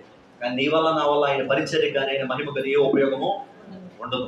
ఇంకో మాట గుర్తుపెట్టుకో, నేను చెప్తున్నా, ఇంకో మాట గుర్తుపెట్టుకో. 3 నుంచి 4కి వెళ్ళాడు, 4 నుంచి 5కి వెళ్ళాడు, 5 నుంచి 6కి వెళ్ళాడు. సంవత్సరాలు గడుస్తున్న కొలది, స్థాయి మారుతున్న కొలది పరీక్ష తీవ్రత కూడా పెరుగుతుంది. గుర్తుపెట్టుకో మాట. 10th నుంచి ఇంటర్కి వెళ్ళాడు, పరీక్ష తీవ్రత పెరుగుతుంది. ఇంటర్ నుంచి ఇంజనీరింగ్ వెళ్ళాడు, పరీక్ష తీవ్రత పెరుగుతుంది. ఇంజనీరింగ్ నుంచి ఇంకొక స్థాయికి వెళ్ళాడు, ఎంటెక్ వెళ్ళాడు, పరీక్ష తీవ్రత పెరుగుతుంది. ఎంటెక్ నుంచి PhD చేయడానికి వెళ్ళాడు, పరీక్ష తీవ్రత పెరుగుతుంది. MBBS నుంచి MD చదవడానికి, MS చదవడానికి వెళ్ళాడు, పరీక్ష తీవ్రత పెరుగుతుంది.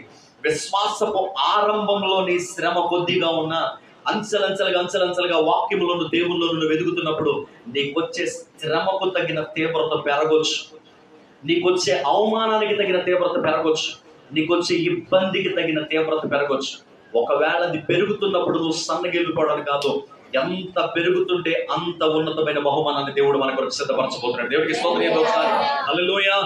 సో ఇప్పుడు ఇవన్నీ జరిగించుకుంటూ వెళ్తా ఉన్నప్పుడు, ఇవన్నీ చేసుకుంటూ వెళ్తున్నప్పుడు దేవుడు ఆ రోజు ఇవ్వబోయే బహుమానం కోసం కనిపెట్టాలి. అందుకే అపోస్తలుడు పోలంటాడు, ఒకప్పుడు దేవుడు మాకు ఇచ్చు బహుమానము ఎదుట ఈ దినమున మేము ఎదుర్కొంటున్న శ్రమ మాకు ఎన్నదగినది కాదు అని చెప్పడానికి గల కారణాలు.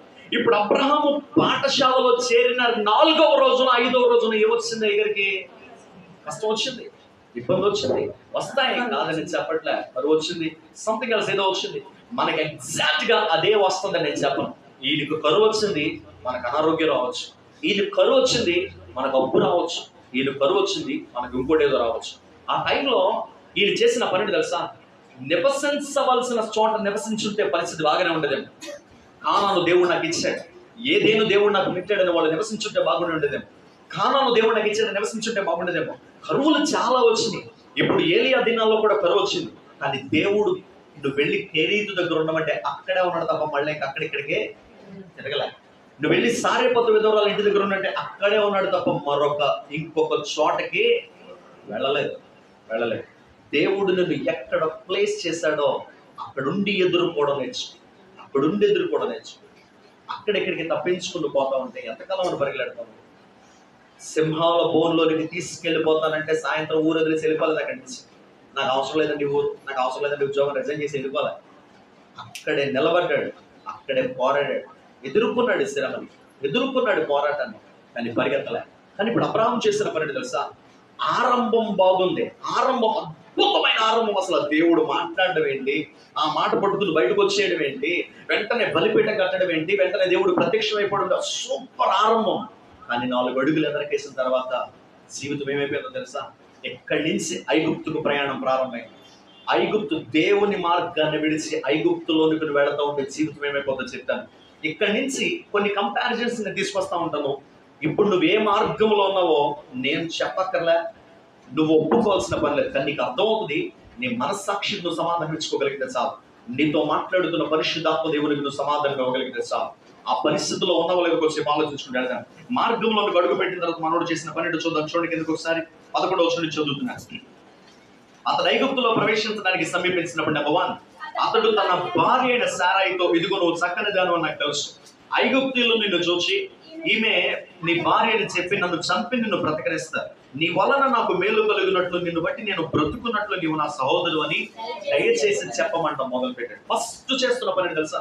ఎప్పుడైతే దేవుని మార్గాన్ని విడిచి బయటకు వచ్చేసాడో, ఎప్పుడైతే దేవుని మార్గాన్ని కాదనుకుని బయటకు వచ్చాడో, ఆ మార్గంలో ఉన్నంత వరకు పరిస్థితి ఒకలా ఉంది. మార్గాన్ని విడిచి ఐగుప్తు మార్గంలోకి వచ్చిన తర్వాత మొట్టమొదటిగా చేస్తున్న పని తెలుసా? తన భార్య వైపు తిరిగి మాట్లాడుతున్నాడు. అమ్మా నీకు మాట చెప్పాలి. అప్పటికే శారమ్మ దగ్గర జరుగుంటే అప్రాక్సిమేట్ గా 60-70 years ఏజ్ ఉండొచ్చు, అదొకనమాట. సో ఆ ఏజ్ లో ఆమె ఉన్నప్పుడు ఆమెతో మాట్లాడుతున్న మాట తెలుసా? నువ్వు చక్కని దాన్ని నాకు తెలుసు, నువ్వు చక్కగా సౌందర్యవతిగా ఉన్నావు నాకు తెలుసు. సో కాబట్టి నీ వల్ల చంపేస్తారేమో, ఎందుకు వచ్చిన గొడవ ఇదంతా కూడా, నువ్వు నా చెల్లెని చెప్పాను, నువ్వు నా చెల్లెని చెప్పాను. అప్పటి వరకు దేవునితో మాట్లాడి దేవునితో నడిచిన వాడు ఎప్పుడైతే దేవుని మార్గాన్ని మీరు తన ఇష్టానుసారమైన మార్గంలోకి వచ్చాడో, మొట్టమొదటిగా అబద్ధం ఆడడం మొదలు పెట్టాడు. గుర్తుపెట్టుగా మాట, అబద్ధానికి జనకుడిగా మాట్లాడడం మొదలు పెట్టాడు. అబద్ధాన్ని మాట్లాడడం మొదలుపెట్టి అబద్ధాన్ని తాను మాట్లాడడమే కాకుండా ఇంకొకడు మాట్లాడమని ప్రోత్సహిస్తూ ఉన్నాడు. గుర్తుపెట్టుకో, ఇంకొకరిని ప్రోత్సహిస్తూ వీళ్ళిద్దరూ కలిసి అలా జీవించడానికి ఇష్టపడ్డారంట. ఆ 3 వచనాల్లో నీకు అనిపించేది ఏం తెలుసా? 1, అబ్రహాం అబద్ధం ఆడాడు. 2, సారమ్మతో అబద్ధం ఆడమని అబద్ధాన్ని పురుకొల్పుతున్నాడు. సారాన్ని పురుకొల్పుతున్నాడు. 3వది వాళ్ళిద్దరూ కలిసి ఆ అబద్ధాన్ని నిజం చేయడానికి అబద్ధాన్ని వాళ్ళ జీవితంగా మార్చేసుకున్నాడు. దేవుని మార్గంలోంచి బయటకు వచ్చేసిన వాడి జీవితం ఎలా ఉంటే చెప్పనా? వాడు నోరిప్పితే ఏమొస్తాయి నోట్లోంచి? అబద్ధాలే వస్తాయి. అబద్ధం మాట్లాడడం మాత్రమే కాదు, దాని ప్రకారమే వాడు జీవించుకుంటూ వెళ్ళిపోతాడు. సాతానుడితోని, పాపముతోని, అబద్ధముతోని వచ్చే ప్రాబ్లం ఏంటో తెలుసా? నువ్వు నిజాన్ని ఒప్పుకుంటే వేరేలా ఉంటుంది. నిజంగా వీళ్ళు తప్పు చేశారు, వీళ్ళు మార్గం విడిచి వెళ్ళడమే తప్పు. కొన్ని ఎల్లుళ్ళు ధైర్యంగా చెప్పొచ్చు కదా, మీ ఇద్దరు భార్యాభర్తలు ఏంటండి, ఏదో జరిగిపోతుందేమో, ఏదో అయిపోతుందేమో. నెంబర్ 1, దేవుని మార్గాన్ని విడిచి వచ్చిన మరుక్షణం నీకు అవిశ్వాసం మొదలవుతుంది, నీకు భయం మొదలవుతుంది, మనుషులు ఏదో చేస్తారని ఆలోచన మొదలవుతుంది. నెంబర్ 2, రెండోది ఏంటో తెలుసా? అబద్ధాన్ని మాట్లాడితే వచ్చే ప్రాబ్లం ఏంటంటే దాన్ని కప్పడానికి ఇంకొకటి మాట్లాడాలి, దాన్ని కవర్ చేసుకోవడానికి ఇంకొకటి మాట్లాడాలి, దాన్ని కవర్ చేసుకోవడానికి ఇంకొకటి మాట్లాడాలి. జీవితం అంతా కూడా ఏమైపోతుంది? అబద్ధంతో. పాపముతో వచ్చే ప్రాబ్లం అదే. పాపము ఇక్కడ దాకా చేసి ఆపేద్దాం, ఇక్కడ దాకా చూసి ఆపేద్దాం, ఇది చేసి ఆపేద్దాం అంటే అక్కడ నిన్ను ఆగనివ్వదు. పాపానికి ఉన్న స్వభావం అది, అబద్ధానికి ఉన్న స్వభావం అది. ఇక్కడ దాకా చేసి ఆపేద్దామని నువ్వు అనుకుంటావు, నువ్వు అక్కడ ఆపలేవు. ఈ రిజల్ట్ వస్తుందని చేస్తావు, నువ్వు దాంతో ఏమాత్రం కూడా ఆగలేవు. ఇది యవనస్తులకైతే ఇంకా క్లియర్గా నేను వివరించగలుగుతాను. కానీ ఒక మాట గమనించాను. ఈ మాట నీకు ఎందుకు జ్ఞాపకం చేస్తున్నానంటే, దావీదు చేసిన పనదే. చూడకూడదు చూశాడు, అక్కడ ఆగిపోయిండే పరిస్థితి వేరే ఎలా ఉండేదేమో. కానీ అక్కడి నుంచి బెత్షెబను తెచ్చుకున్నాడు, దాన్ని కప్పిపుచ్చడానికి ఊరియాని పిలువనంపించాడు, దాన్ని కప్పిపుచ్చడానికి ఇంకొక లెటర్ రాసి పంపించాడు, దాన్ని కప్పిపుచ్చడానికి ఊరియాని చంపించాడు. ఇది కప్పిపుచ్చడానికి సింపతి చూపించి, అయ్యో పాపం బెత్షెబాకు భర్త లేడు కదా, నేను భర్తగా ఉంటాను, నేను ధైర్యంగా తెచ్చి నేను చూసుకుంటాను, బాధ్యత అంతా నేను తీసుకుంటానని కప్పిపుచ్చడానికి, ఒకదాన్ని కప్పిపుచ్చడానికి ఇంకోటి, ఇంకో దాన్ని కప్పిపుచ్చడానికి ఇంకోటి, ఇంకో దాన్ని కప్పిపుచ్చడానికి ఇంకోటి. పాపము ఉన్న స్వభావం ఒక దానితో నిన్ను ఆగనివ్వదు. అబద్ధానికి ఉన్న లక్షణం ఒక అబద్ధంతో నిన్ను ఆగిపోనివ్వదు. అబ్రహాము తన హృదయంలో వచ్చినప్పుడే దాన్ని తొలగించుంటుంటే బాగుండేదేమో. పాపానికి ఉండే స్వభావం చెప్తున్న, నీ హృదయంలోనికి ఆలోచన వచ్చినప్పుడు, నీ హృదయంలోనికి ఆలోచన వచ్చినప్పుడు, నీ హృదయంలోనికి ఆ తపన వచ్చినప్పుడు నువ్వు అక్కడితో కన్క్లూడ్ చేస్తే సరిపోతుంది. హృదయంలో ఉండేది నోట్లోకి వచ్చి, మాటల్లోకి వచ్చి, హృదయంలో ఉండేది కార్యంలోనికి వస్తే నువ్వు దాన్ని ఆపడం ఇష్టం. నీ వల్లగా అందుకే ఒక దైవజనుడు ఎలా అంటాడు, థాట్స్ లీడ్స్ టు యాక్షన్స్ అనే మాట అంటాడు. ఆలోచనలన్నీ కూడా మాటల్లోకి వస్తే అవన్నీ కూడా ఆచరణలోకి వెళ్ళిపోతాయి. ఆ ఆచరణ నీ క్యారెక్టర్ డిసైడ్ చేస్తుంది. అర్థమవుతుందన్నమాట. Actions decides your character, characters decides your destiny. ఆ క్యారెక్టరే నీ గమ్యం ఏంటో చెప్తారు, నీ గమ్యాన్ని నిర్దేశిస్తారు.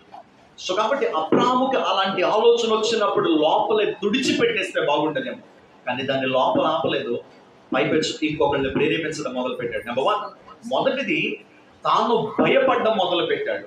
రెండోది తాను అబద్ధమాడుతూ ఉన్నాడు. మూడోది ఇంకొకరిని అబద్ధమాడమని ప్రేరేపిస్తా ఉన్నాడు.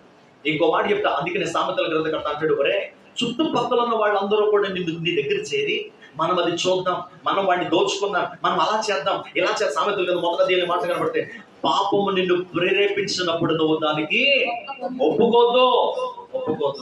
మనుషులు వచ్చి నిన్ను ప్రేరేపించినప్పుడు నువ్వు దానికి ఒప్పుకోద్దు. వాడిని దోచుకుందాం, వీడిని దోచుకుందాం అని చెప్పినప్పుడు ఒప్పుకోద్దు. అన్యాయంగా ఏదైనా కలుగుతుందని తెలిసినప్పుడు ఒప్పుకోద్దు. ఒప్పుకుంటే జరిగిందని తెలుసా, ఇదే జరుగుతుంది. తన భార్యను ఒప్పించేశాడు. వాళ్ళిద్దరు అబద్ధాన్ని నిజం చేయడానికి వాళ్ళిద్దరు కూడా ఇష్టపడ్డారు. దేవుని మార్గమును తప్పిపోతే గుర్తుపెట్టుకో, నువ్వు బ్రతికేది అబద్ధంలోనే బ్రతుకుతావు. దేవుని కానాన్లోంచి బయటకు వస్తే ఐగుప్తులో అబద్ధాల్లోనే బ్రతకాలి. కానాన్లోంచి బయటకు వస్తే అబద్ధాన్ని చెప్తూ బ్రతకాలి, అబద్ధాన్ని నిజం చేయడానికి ప్రయత్నం చేస్తూ బ్రతకాలి. ఇంకొక మాట జ్ఞాపకం చేయనా, ఇప్పుడు యథార్థంగా చెప్పండి, ఎప్పుడో ఎన్ని సంవత్సరాల నుంచో ఎప్పుడో మీరు రక్షించబడిన నాటి నుండి నేను అడగను, రక్షించబడిన నాటి నుండి ఎంతవరకు మీరు ఎలా ఉన్నారు, ఎంతవరకు మీరు ఎలా జీవించారు, అబద్ధాలు ఆడుకోవడం, ఇవన్నీ సెకండరీ పక్కన పెట్టేసి ఇవన్నీ నేను అడగను. కానీ ఈ సంవత్సరం ప్రారంభించబడి 2 నెలలైంది. ఈ సంవత్సరం ప్రారంభించబడి 2 నెలలైంది. ఈ 2 నెలల్లో ఎన్ని అబద్ధాలు ఆడుతున్నారు? ఈ 2 నెలల్లో చిన్న విషయాలు ఎన్ని అబద్ధాలు ఆడుంటో చెప్పు. వాటిని నిజం చేయడానికి ఎన్ని ప్రయత్నాలు చేస్తుంటావు చెప్పు. నువ్వు ఎన్ని ప్రయత్నాలు చేస్తుంటావు? ఈ 2 నెలల్లో నేను అడుగుతున్నాను, ఎక్కడ దాకా వద్దు, జనవరి 1 నుంచి నిన్న ఫిబ్రవరి 22వ తారీఖు దాకా ఎన్ని అబద్ధాలు ఆడుంటావు? దాన్ని కప్పిపుచ్చడానికి ఇంకెన్ని అబద్ధాలు ఆడుంటావు? దాన్ని నిజం చేయడానికి ఎన్ని ప్రయత్నాలు చేస్తుంటావు? ఒకవేళ ఇది జీవితం అయితే నేను ఒక మాట అంటా, నువ్వు కానాన్లో లేవు, మహిమలో లేవు, ఏదేన్లో లేవు. ఎక్కడికి వచ్చావు? ఏ మార్గంలోకి వచ్చావు? It's up to you. మానవులం కదండి, తప్పిపోతాం కదండి, పడిపోతాం కదండి, కాదని నేను చెప్పను. మానవునిగా నీకు లోపములు లేవని చెప్పను. మానవుడు కాబట్టి తప్పు చేయవని నేను చెప్పను. అలాగే నేను సమర్థించడానికి కూడా మాట్లాడు. జరిగింది ఏంటో నీకు జ్ఞాపకం చేస్తాను. ఎంత భయంకరమైన పరిస్థితి వెళ్ళిపెట్టి తెలుసా? చూడండి ఒకసారి కిందకి చదువుకుంటూ వెళ్తాను. 13వ వచనం మాట మాట్లాడతాడు. ఒకటి అబద్ధాన్ని మాట్లాడి నిజం చేస్తే 13వ వచనానికి వచ్చేసరికి ఏమంటాడు తెలుసా? నీ వలన నాకేం కలగాలంట? మేలు కలుగునట్లు అనే మాట్లాడతాడు. అది ఎంత భయంకరమైన మాట చెప్పు. తన భార్యతో మాట్లాడుతున్నాడు, నువ్వు వాళ్ళ దగ్గరికి వెళ్ళిపో, వాళ్ళు నిన్ను బట్టి నాకేం చేస్తారు? నిన్ను చేస్తారు. అక్కడ ఇవిడ ఇబ్బంది పడుతుందని అబ్రహాముకు తెలీదా? క్రొత్త వాళ్ళ మధ్యలోకి వెళ్ళాల్సి వస్తుందని అబ్రహాముకు తెలీదా? వాళ్ళ మధ్యలో ఇవిడ నలిగిపోవాలని అబ్రహాముకు తెలీదా? తెలుసు. దేవుని మార్గాన్ని విడిచి ఐగుప్తులోకి వస్తే 1 అబద్ధం, 2 భయం, దాన్ని నిజం చేయడానికి మోసపూరితమైన జీవితం. ఇంకోటి ఏమొచ్చిందో తెలుసా? కానాన్లో ఉన్నంత వరకు అబ్రహాం పరిస్థితి వేరు. కానాన్ నుంచి బయటకు వచ్చిన తర్వాత ఏదేనులో ఉన్నంత వరకు ఆదాము అవ్వల పరిస్థితి వేరు. ఇప్పుడు అబ్రహాము పరిస్థితి వేరే. ఏమంటాడు తెలుసా? నీ వలన నాకేం కలగాలి? వాళ్ళిద్దరూ ఒకటే కదా, వాళ్ళిద్దరూ ఒకటే కుటుంబం కదా, వాళ్ళిద్దరూ ఒకటే శరీరం కదా, వాళ్ళిద్దరూ కష్టాన్ని కలిసి ఎదుర్కోవాలి, కష్టాన్ని కలిసి ముందుకు నడిపించుకోవాలి కదా, ఆ పరిస్థితులకు బయటికి రావాలి కదా. కానీ ఏమవుతుంది తెలుసా? నువ్వు వెళ్ళు, నీ వల్ల నాకేం కలగాల? నేను సేఫ్గా ఉండాలి, నేను హ్యాపీగా ఉండాలి. స్వార్థపూరితమైన బుద్ధి కనిపించట్లేదు ఇక్కడ. నేను సేఫ్గా ఉండాలి, నేను సౌఖ్యంగా ఉండాలి, నేను హ్యాపీగా ఉండాలి. దాని కొరకు నువ్వు ఇబ్బంది పడిన పర్లేదు, నువ్వు శ్రమ పడినా పర్లేదు, నువ్వు నలిగిపోయినా పర్లేదు, నువ్వేమైపోయినా పర్లేదు, నేను మాత్రం ఎలా ఉండాలి? సేఫ్గా ఉండాలి. ఇది ఎక్కడొచ్చే ఆలోచన తెలుసా? ఏదైనా ఉన్న ఆలోచనగా. ఏదైనా నుంచి బయటకు వచ్చినప్పుడు దేవుడు అడుగుతున్నాడు, ఆదామా నువ్వేం చేస్తావు నాయన అని చెప్పేసి. నాకేం తెలీదు ప్రభా, ఐఎమ్ పర్ఫెక్ట్, నాకేం తెలీదు, నేను బాగానే ఉన్నా, కానీ నువ్వు నాకు ఇచ్చిన స్త్రీ ఉంది చూసావా, అది చేసింది కాదు. అమ్మా నువ్వు చేసింది ఐఎమ్ సారీ, నేను పర్ఫెక్ట్ గా ఉన్నా, పర్ఫెక్ట్, నాకేం తెలీదు ప్రభా. ఆ పాము ఉంది చూసావా, అది చేసింది కాదు. ఇప్పుడు వాడు మాట్లాడుతున్న మాటలు చూడండి. వాళ్ళ వరకు వాళ్ళని చూసుకున్నారా తప్ప నిజంగా అదే మనస్సు దేవునికి ఉండుంటే ఆయన హ్యాపీగా సిలువలోంచి బయటకు వచ్చేసి ఉండాలి. కానీ అక్కడ ఆయన ఏం మాట్లాడుతున్నారు తెలుసా? వీళ్ళు ఏం చేస్తున్నారో వీళ్ళకి తెలియదు కాబట్టి వీళ్ళు ఏం చేయాలా? క్షమించాలి. మనం బాధపడకూడదని, మనం నలిగిపోకూడదని, మనం వేదన పడకూడదని, మనం ఆ సిలువ భరించకూడదని మన బాధను ఆయన మీద వేసుకుని ఆయన మన కోసం సిలువ మీద చచ్చిపోతే, ఇప్పుడు మనం ఆలోచించే పద్ధతి ఎలా ఉంది తెలుసా? దేవునికి మనకు ఆలోచన చాలా సింపుల్ గా చెప్పనా, దేవుడికి ఉన్న ఆలోచన ఎలా ఉందంటే, యేసు ప్రభు సిలువ మోసుకుంటూ వెళ్ళిపోతున్నప్పుడు చుట్టూ ఉండే వాళ్ళందరూ కూడా కలిసి ఏడుస్తున్నారంటే, యేసు ప్రభు వాళ్ళని చూసి, నా కోసం మీరు ఆడాల్సిన పనిలే, నా కోసం మీరు టెన్షన్ పడద్దు, మీకోసం మీరు ఆలోచించండి అని చెప్పేసి అన్నాడు. ఆయన బాధలో ఉండి శ్రమలో ఉండి కూడా అందరూ బాగోవాలని ఆలోచించే మనసు ఆయనదైతే, ఆయన అంత శ్రమలో ఉన్నాడని తెలిసి కొంచెం నీళ్ళు అడిగినా కూడా ఇవ్వని బుద్ధిమానవుడు. ఇన్ని మేలు చేశాడే, ఇన్ని అద్భుతాలు చేశాడు, ఎంతమందికి కళ్ళు ఇచ్చాడు, ఎంతమందికి విడుదల ఇచ్చాడు, ఎంతమందికి స్వస్థత ఇచ్చాడు, ఎంతమందికి నోరు ఇచ్చాడు, ఎంతమందికి దెయ్యాల నుంచి విడుదల ఇచ్చాడు. అంతమంది చుట్టుపక్కల ఉన్నారే సిలువ మోసేటప్పుడు. కానీ ఏ ఒక్కడైనా సరే ఆ బాధను పంచుకోవడానికి వెళ్ళాడా? ఏ ఒక్కడైనా సరే కనీసం ఆయన కన్నీటిని తొడవడానికి వెళ్ళాడా? ఎక్కడ దాకేందుకన్నా ఎన్ని మేలులు చేశాడు మనకి దేవుడు. ఆయన కొరకు నిలబడాల్సిన పరిస్థితి వస్తే నువ్వు నేను నిలబడగలుగుతున్నావు అలాగా?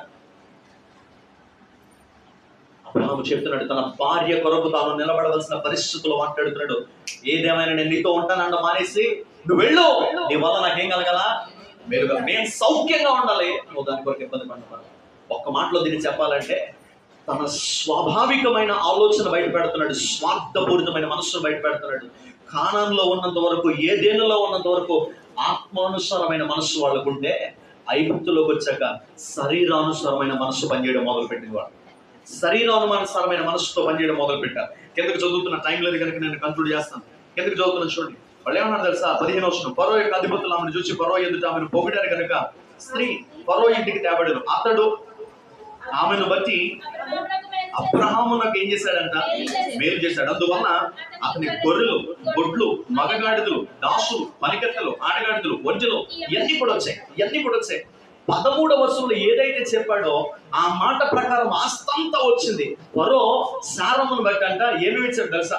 గాడిదలు ఇచ్చాడు, ఒంట్లు ఇచ్చాడు, గొడ్లు ఇచ్చాడు, తర్వాత గొర్రె పిల్లలు ఇచ్చాడు, పనోళ్ళు ఇచ్చాడు, దాసీలు ఇచ్చాడు, పనికత్తెలు ఇచ్చాడు.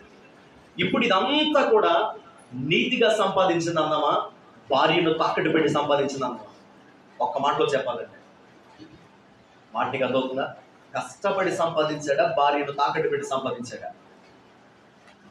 ఐ మీన్, ఈ పదం నీకు ఇబ్బందిగా అనిపించినా, కొన్ని పదాలు ఇబ్బందిగా అనిపించినా, జరిగింది అదే. తాను కష్టపడ్డ సొమ్ము కాదు అది. ఎవరిని తాకట్టు పెట్టేసి తెచ్చుకున్న సొమ్ము ఇది.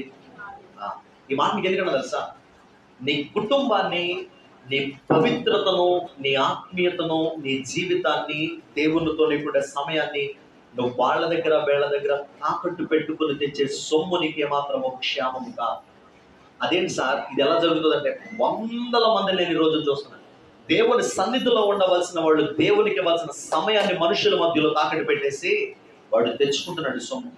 పనికి వెళ్ళిపోయి ఇంకో దానికి వెళ్ళిపోయి అది క్షేమం అన్నవా? ఇప్పుడు అబ్రహాము విస్తారమైన ఆస్తి వచ్చింది. ఐ మీన్ సారం అక్కడ వదిలేశాడు, వాళ్ళు తీసుకుని వెళ్ళిపోయారు. విస్తారమైన ఆస్తి పాస్తులు వచ్చాయి కాదని చెప్పట్లేదు. పనులు వచ్చారు, గొడ్లు వచ్చినాయి, తర్వాత గాడిదలు వచ్చినాయి, ఒంట్లు వచ్చినాయి, తర్వాత గొర్రెపిల్లలు వచ్చినాయి, ఇవన్నీ వచ్చేసినాయి. ఈ ఆస్తి తనకేమైనా క్షేమాన్ని ఇచ్చిందా అంటే లేదు. మీరు ఎలా చెప్పగలరు సార్ అంటే, నేను ఒక మాట చెప్పిన, దేవునికి దూరమై, దేవుని మార్గంలోంచి దూరమై, కానానికి దూరమై నీకు వచ్చే సంపద ఏది కూడా నీకు క్షేమాన్ని ఇవ్వదు. దేవుని సహవాసానికి దూరమై తెచ్చుకునేది ఏది కూడా నీకు క్షేమాన్ని ఇవ్వదు బిడ్డ. దేవుని చిత్తానికి వ్యతిరేకంగా నీకు వచ్చే సంపద ఏది కూడా నీకు క్షేమాన్ని ఇవ్వదు బిడ్డ. ఇప్పుడు ఆ సారమును అక్కడ పెట్టేసినప్పుడు వాళ్ళు ఇచ్చిన ఆస్తి ఏది కూడా అబ్రహాముకు క్షేమాన్ని ఇవ్వలేదు. మీరు ఎలా చెప్పగలరా అంటే, 13వ వచనాన్ని 13వ అధ్యాయంలో చూడగలిగితే, విను 13వ అధ్యాయంలో చూడగలిగితే కిందకు వచ్చాక ఏమంటుంది తెలుసా? లోతు పని వాళ్ళకి, అబ్రహాము పని వాళ్ళకి గొడవ వచ్చింది. ఎందుకు వచ్చింది గొడవ? ఆస్తి ఎక్కువైపోయి, డబ్బులు ఎక్కువైపోయి, ఇంకో మాట చెప్పాలంటే గొర్రెలు ఎక్కువైపోయి, ఒంటెలు ఎక్కువైపోయి, గాడిదలు ఎక్కువైపోయి. ఇవన్నీ ఎక్కడి నుంచి వచ్చాయి? ఫరో ఇచ్చింది. ఆ మాట గుర్తుపెట్టు. ఐగుప్తులో తెచ్చి పెట్టుకున్నవన్నీ కుటుంబంలో ఏం తీసుకొచ్చింది? ఇప్పుడు గొడవను తీసుకొచ్చింది. అక్కడి నుంచి ఎడబాటును తీసుకొచ్చింది.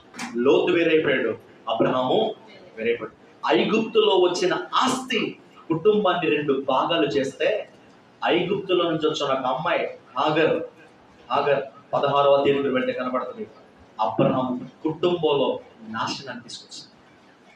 హాగర్ వల్ల పుట్టిన వాడు ఇష్మాయిల్ అయితే 21వ అధ్యాయానికి వెళ్ళేసరికి ఆ కుటుంబంలో జరిగిన గొడవ సామాన్యమైనది కాదు. శారమంటది, నువ్వు ఆవిడనే ఉండాలి, లేకపోతే కుటుంబం విచ్ఛిన్నమైపోయే స్థాయికి వెళ్ళిపోయింది. ఎక్కడి నుంచి వచ్చింది ఈ గొడవ అంతా? ఎక్కడి నుంచి వచ్చింది? ఐగుప్తులో నుంచి తెచ్చుకున్న సంపద. అది 13వ అధ్యాయంలో కుటుంబాలు బంధువుల్ని సురక్షితంగా కలిసి ఉండనివ్వలేదు, ఒక కుటుంబాన్ని హ్యాపీగా నివసించనివ్వలేదు. 13 సంవత్సరాలు మాట్లాడడం మానేశాడంటే దేవుడు అబ్రాహాముతో. ఇది ఉంటుంది బైబిల్లో, ఉంటుంది బైబిల్లో. 86వ సంవత్సరంలో ఇష్మాయేలు పుడితే 86వ సంవత్సరంలో 99వ సంవత్సరం వరకు కూడా మరలా దేవుడు అబ్రాహాంతో మాట్లాడలేదు. 13 సంవత్సరాలు ఎడబాటు వచ్చేసింది.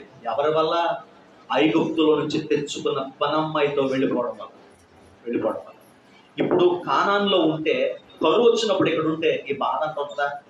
చెప్పినాక మాట, శ్రమ కలిగినప్పుడు దేవుడు ఏర్పాటు చేసిన స్థలంలో నిలబడిపోయి ఉండుంటే ఈ బాధ ఉంటుందా? చాలా సార్లు మన జీవితంలో మనం ఎదుర్కొంటున్న పోరాటాలు కానీ, శ్రమలు కానీ, సమస్యలు కానీ మన చేతులారా మనం చేసుకునే పనులు, మన చేతులారా దేవుడు దొంగ మార్గాలకు వెళ్ళిపోయి తెచ్చుకుని చేసుకున్న పనులు ఇవన్నీ కూడా. సరే, నీకు ఎందుకు చదువుతున్న చూడండి జరిగిందేదో. అయితే యెహోవా అబ్రహాము భార్యను బట్టి, శారాను బట్టి ఫరోను అతని ఇంటి వారిని మహావేదనల చేత ఏం చేశాడంట?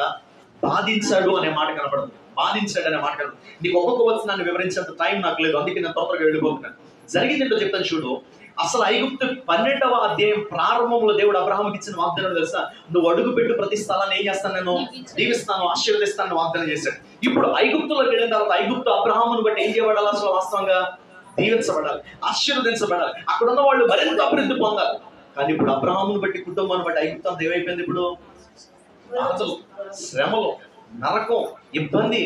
ఇవన్నీ ఎందుకయ్యానంటే అబ్రహాము చేసిన విధేయమైన కార్యం బట్టి. ఒక్కొక్కడు నువ్వు అవిధేయంగా నడిచిన విధానాన్ని బట్టి కొన్ని సార్లు నీ కుటుంబం ఇబ్బంది పడాల్సిన పరిస్థితి వస్తుంది తెలుసా? కొన్ని సార్లు నీ బంధువులు ఇబ్బంది పడాల్సిన పరిస్థితి వస్తుంది. అది నీ అవిధేయత నీకు తెలుసు అని అప్పటికీ అబ్రహాం వచ్చి దేవుని సన్నిధిలో ఒప్పుకోలే. ఆకాను ఒక్కడు చేశాడు తప్పిదాన్ని. పిల్లలకి ఏం తెలుసు, కుటుంబానికి ఏం తెలుసు? రాళ్ళతో ఒకటి చావుడు చంపేశారు. గెహజీ ఒక్కటి చేశాడు తప్పిదాన్ని. కుటుంబానికి ఏం తెలుసు? వాళ్ళు తరతరాలు కూడా కుష్టుతో ఇబ్బంది పడాల్సిన పరిస్థితి వచ్చింది.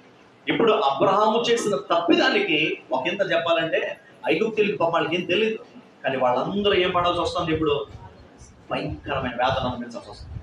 ఈరోజు నువ్వు చేసే తప్పిదాన్ని బట్టి నీ వెనక్కున్న వాళ్ళు శ్రమ పడాల్సిన పరిస్థితి వస్తుంది. ఒకసారి ఆలోచించు, నీ కుటుంబంలో, నీ బంధువుల మధ్యలో వచ్చే శ్రమకు నీ అవిధేయత నీకు తెలిసి తెలియక నువ్వు చేసిన తప్పిదమే. నువ్వు దాన్ని ఒప్పుకోగలిగితే దేవుడు దాన్ని విడిపించగలుగుతాడు. ఇక్కడ మాట్లాడుతున్న మాటదే. కానాన్లో ఉండాల్సినడు ఐగుప్తు మార్గంలోకి వస్తే జరుగుతున్న పనులు ఇవన్నీ కూడా అబద్ధాన్ని మాట్లాడుతున్నాడు, దాన్ని నిజం చేయడానికి ప్రయత్నం చేస్తున్నాడు. స్వార్థపూరితమైన మనసు వచ్చేసింది. లేనిపోని ఆస్తిని సంపాదించుకునే పొందులు పడాల్సిన పరిస్థితికి వచ్చేసాడు. తన వల్ల చుట్టూ ఉన్న దేశం, ప్రాంతాలన్నీ కూడా పాడైపోయే పరిస్థితికి వచ్చింది. తన సాక్ష్యాన్ని కోల్పోయాడు. కిందకి చదువుతా అంటాడు, పరో పిలిచి అంటాడు, నువ్వు మాకు చేసింది ఏంటయ్యా, నువ్వు మాకు చేసిన పని ఏంటయ్యా, ఇక్కడి నుంచి అని చెప్పేసరి పంపించేయడం మొదలు పెట్టారు. తన సాక్ష్యాన్ని కోల్పోయాడు. అయితే ఎంత దీన స్థితిలో, ఎంత దరిద్రమైన స్థితికి, విశ్వాసపు పాఠశాలలో చేరిన మొట్టమొదటి పరీక్షలో అట్టర్ ఫ్లాప్ అయిపోతే పరిస్థితి అంతా కూడా అర్ధంతరంగా ఫెయిల్ అయిపోయిన పరిస్థితికి వస్తే ఆఖరి వచనంలో దేవుడు కృప కనపడుతుంది. ఆఖరి వచనంలో కృప ఎక్కడ కనపడుతుందండి? చూడు ఒకసారి చెప్తా. ఏమంటారు తెలుసా? మరియు ఫరో అతనితో, అతని విషయమై తన జనులకు ఆజ్ఞాపించినందున వారు అతనిని, అతని భార్యను, అతనికి కలిగిన సమస్తాన్ని కూడా ఏం చేశారంట? పంపివేసిరి అనే మాట కనపడుతుంది. అది కృప అన్న మాట నేను ఎందుకు వాడాను తెలుసా? కృపాన్ని నేను ఎందుకు అన్నా తెలుసా? వాళ్ళందరినీ తీసుకుని వచ్చి సారమ్మని, అబ్రహాముని, వీళ్ళందరినీ క్వశ్చన్ చేసి నువ్వు మాకు చేసిన పని ఏంటి, నువ్వు చేసిన పని వెళ్ళిపోయి నుంచి అని చెప్పేసి వాళ్ళందరినీ కూడా పంపేస్తారు. పంపేసిన దాన్ని కృప నేను ఎందుకన్నా తెలుసా? ఫరో ఎంత కర్కోటకమైన వాడు, ఐగుప్తు ప్రాంతం ఎంత భయంకరమైన ప్రాంతం, నిర్గమకాండం చదువుతూ మనకు అర్థం. వాళ్ళు పెట్టే శ్రమలు కానీ, వాళ్ళు పెట్టే బాధలు కానీ, వాళ్ళు వేసే శిక్షలు కానీ, మగపిల్ల చిన్న పిల్లలని కూడా కర్కోటకంగా చంపేసే మనుషులు వీళ్ళందరూ కూడా. పుట్టిన పిల్లడు మగపిల్లడు అయితే చంపేవంటే అంత కర్కోటకమైన మనుషుల మధ్యలో ఇంత కోపం వచ్చినప్పుడు దానికి కారణం అబ్రహాము తెలిసినప్పుడు, అబ్రహాము తీసుకురండి రా, సారా తీసుకురండి రా, వీళ్ళిద్దరిని తలకాయలు తీసి చంపేయండి. ఒక్క దెబ్బతో అయిపోతుంది అక్కడ. ఒక్క దెబ్బతో ఒక్క రోజులో వాళ్ళిద్దరు ప్రాణాలు పోవా? అక్కడతో శ్రమ తొలగిపోదా? వాళ్ళకుండే శ్రమ నేను అంటున్నా, ఐగుప్తీయులకు ఉండే శ్రమ ఆ రోజుతో ఏమైపోతుంది? వాళ్ళకి తెలీదు వీళ్ళ వల్ల బాధ వచ్చిందని, తెలిసింది. బాధ కలిగిన వాళ్ళని, బాధకు కారణమైన వాళ్ళు చంపేశారు. దేవుడు వాళ్ళని ఏమి అండవు, కానీ దేవుడు కృప చూపించాడు అనడానికి కారణం తెలుసా? ఆయన కృప ఆ టైంలో కూడా వెల్లడి చేశాడు అనడానికి కారణం తెలుసా? గుర్తుపెట్టుకున్న మాట, వాళ్ళని చంపనివ్వకుండా దేవుడు మరలా బయటికి తీసుకురావడానికి ఇష్టపడ్డాడు. వాళ్ళని చంపనివ్వకుండా దేవుడు మరలా క్షేమంగా బయట తీసుకుని వచ్చాడు. నీకు ఇంకో మాట చెప్తాను విను. ఈ రోజు నీ మాట నీకు ఎందుకు జ్ఞాపకం చేయాలంటే, వాళ్ళు బ్రతికున్నారంటే అది ఎవరి కృప అంటాను నేను.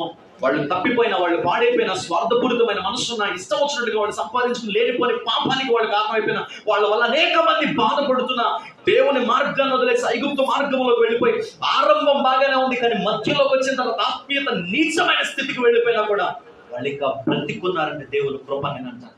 అదే కృప ఈ రోజు నీ మీద నా మీద దేవుడు చూపించాడంటే, అదే స్థితిలో ఉన్న మనల్ని, ఒకప్పుడు ఆరంభం బాగుంది, ప్రార్థన బాగుంది, వాక్యం బాగుంది, అభిషేకం బాగుంది, నీ తీర్మానం బాగుంది, నీ సమర్పణ బాగుంది, కానీ దినాలు గడుస్తున్న కొలది ఆత్మీయంగా దిగజారిపోయి శరీరానుసారమైన మనసుకు వచ్చేసి నీ స్వలాభం కోసం ఆలోచించుకునే స్థితికి నువ్వు వచ్చేసినప్పుడు ఇంకా బ్రతికుండి ఇంకొక నెల దేవుడికి ఇచ్చి మొదటి వారం ఇక్కడ కూర్చోబెట్టాడంటే ఇది నేను చూపించిన కృప అని నేను అంటాను.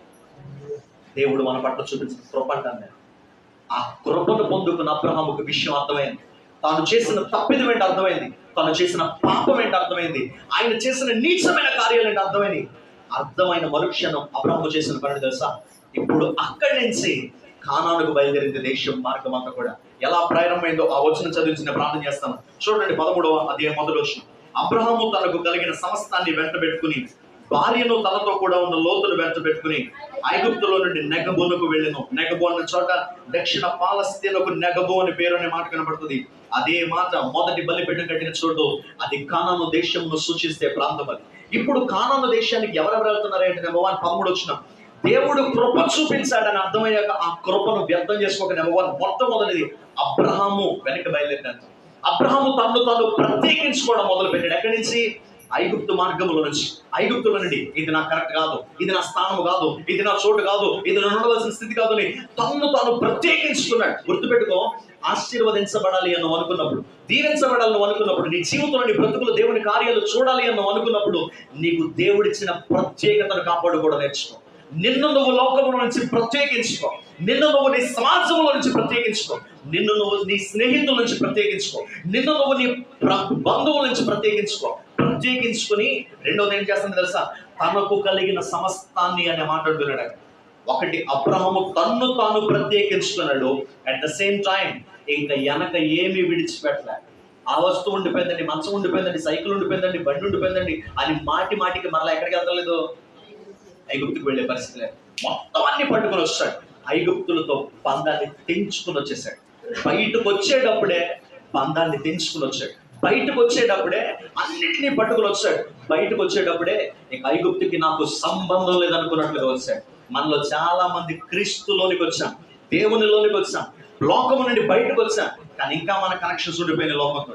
సాంప్రదాయాలని, కట్టుబట్లని, వ్యవహారాలని, ఆచారాలని, గొడవలని, అవని ఇవని ఇంకా కనెక్షన్స్ ఉండిపోయి వెళ్తున్నాం వస్తున్నాం. కానీ అబ్రహాం పరిస్థితి ఏం తెలుసా, ఒక్కసారి దేవుడు కృప చూపించడం అర్థమైన తర్వాత ఇంకా మరలా అక్కడే విడిచిపెట్టలేదు, సమస్తాన్ని కూడా పట్టుకుని వచ్చాడు. మూడోది ఏంటి తెలుసా, తన భార్యను వెంట పెట్టుకుని వచ్చాడంట, లోతును వెంట పెట్టుకుని వచ్చాడు. ఎవరి కోసం అయితే పరిస్థితులు అనేవి వచ్చినాయో వాళ్ళని కాదనుకోలే, తన కుటుంబ బాధ్యతలన్నీ కూడా మోసుకుంటూ వస్తాడు. నా మాట గుర్తుపెట్టుకో, ఐగుప్తులో ఉన్నప్పుడు భార్యను వాళ్ళకు వదిలేసి సంపాదించుకున్నాడు.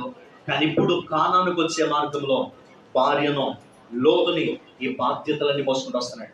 ఐగుప్తులో ఉండే జీవితం బరి తెగించిన జీవితం అయితే కానానుకు వచ్చే మార్గము బాధ్యత కలిగిన జీవితానికి ఇస్తుంది. దేవుడికి స్తోత్రం చెప్పి ఒకసారి. కానాను బాధ్యత కలిగిన జీవితాన్ని ఇస్తుంది. ఐగుప్తు అంటే లోకం బరి తెగించిన పరిస్థితిని ఇస్తుంది. గుర్తుపెట్టుకోమ్మా. కిందకు వచ్చేసరికి ఏమంటాడు తెలుసా, తాను మొదట బలిపీఠము కట్టిన చోటికి. ఆ మాటలు కనబడుతూ ఉంటే 3వ వచనం మీరు చదివితే 3వ వచనం మొదట ఉండిన స్థలమునకు వెళ్ళి, 4వ వచనం మొదట బలిపీఠము కట్టిన చోటికి వెళ్ళి అనే మాట కనబడుతుంది.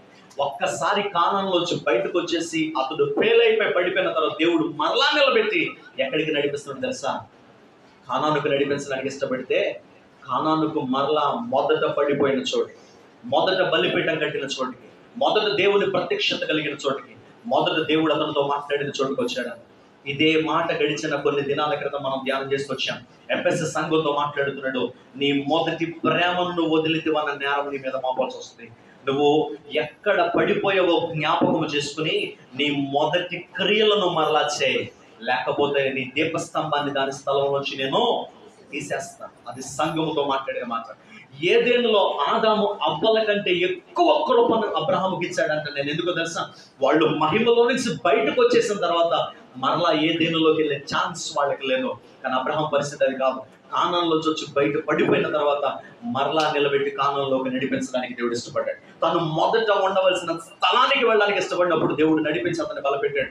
ఆ తర్వాత నుంచి మీరు చూసుకుంటూ వెళితే ఐగుప్తులోనికి తన ఇష్టం వచ్చినట్టు వెళ్ళిపోయాడేమో కానీ 13వ అధ్యాయంలో మరలా ఇంకొక చోటకి వెళ్ళాల్సిన పరిస్థితి వచ్చినప్పుడు దేవుడే అబ్రహాము నడిపించడం మొదలు పెట్టాడు. దేవుడికి స్తోత్రం. ఒకసారి దేవుడే తన మార్గాన్ని చూపించి నడిపించడం మొదలు పెట్టాడు. నేను అంటాను, నువ్వు మొదట ఉండిన చోటికి, నువ్వు మొదట దేవుడు మాట్లాడిన చోటికి, ఇంకొక మాటలో చెప్పాలంటే మహిమ కలిగిన స్థలంలోనికి, దేవుని పోలికను ధరించుకునే మహిమలో నువ్వు నివసించడానికి ఇష్టపడితే, మహిమలో దేవుని ప్రత్యక్షత ఉంది, మహిమలో దేవుని మాట ఉంది, అక్కడ బలిపీఠం అనుభవం ఉంది, దేవుడు నివసించగలిగిన చోటది, ఆయన నువ్వు కలిసి సహవాసం చేసి నిత్యరాజ్యంలో ఉండగలిగిన కృపనివ్వగలిగిన చోటది.